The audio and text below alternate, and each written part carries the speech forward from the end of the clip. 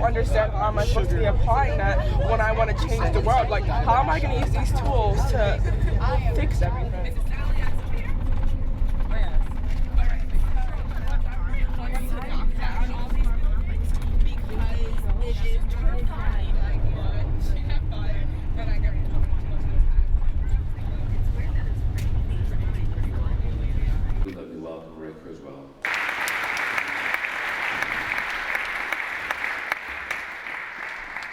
Thank you, Leon and Roger.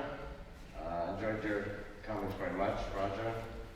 And I've been looking forward to this dialogue this morning.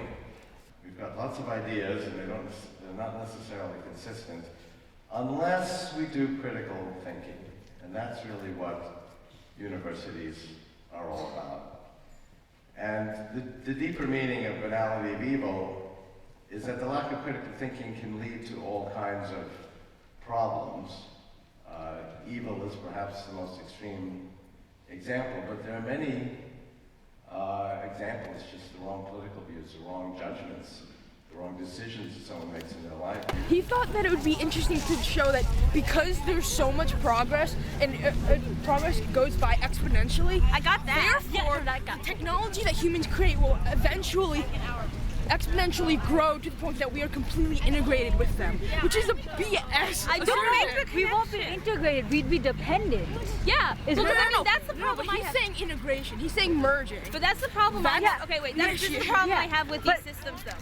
Okay, other than I just think it's really dumb to like put the internet in our brains or whatever. Yeah, it is. Also, what happens if we become entirely dependent on these systems and then they fail?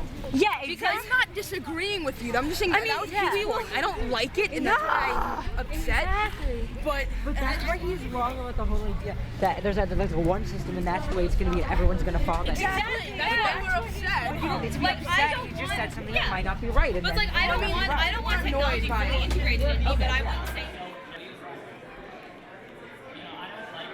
Brain, but we won't be finished yet with reverse engineering the human brain and understanding its method. There'll be new dangers from these new technologies.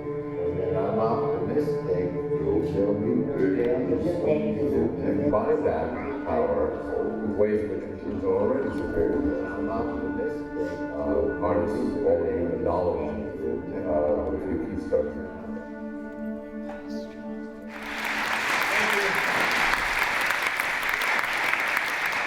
We were talking earlier about how proud we are to be part of the BARD community, even though we're not on campus.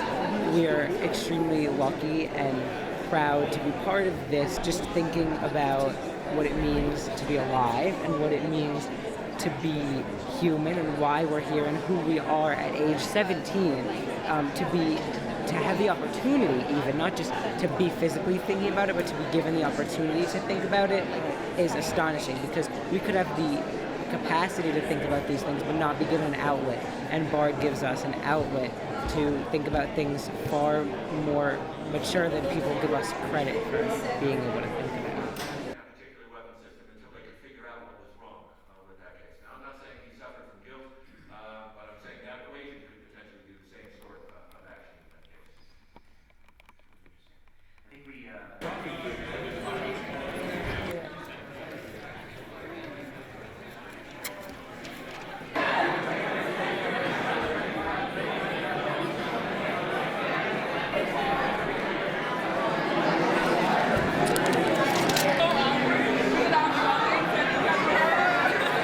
How can you know if a robot feels pleased? You don't know. How do you know that a human feels pleased, other than the fact that I feel pleased?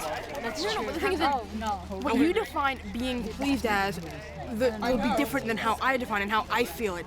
So, well, no. We might feel it the same way for all we know, but we will be pleased by different things. Yes. Yeah.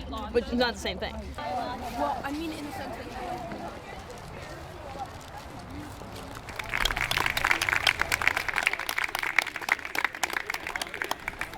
Look, nobody has to listen to this, but for those who want, excuse me, folks.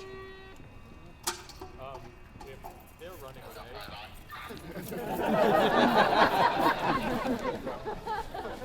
You were made men to follow after knowledge and excellence, And then he adds, and it was as if I was hearing it for the first time, like the blast of a trumpet, like the voice of God.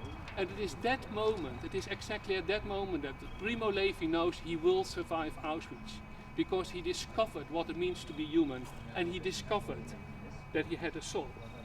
Now, when we ask the question, how should we imagine human beings in the inhuman age, we must keep in mind that the inhuman age is not only a future, but already has a past.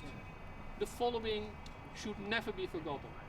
It was Primo Levi who survived Auschwitz, who at the end of his life wrote this single line: it happened and therefore it can happen again. That's all we want to say. It happened and therefore it happened again. And when we face new phenomena in which on a mass scale people are deprived of their dignity, then we intellectuals are complicit and guilty as hell. That's what I want to say.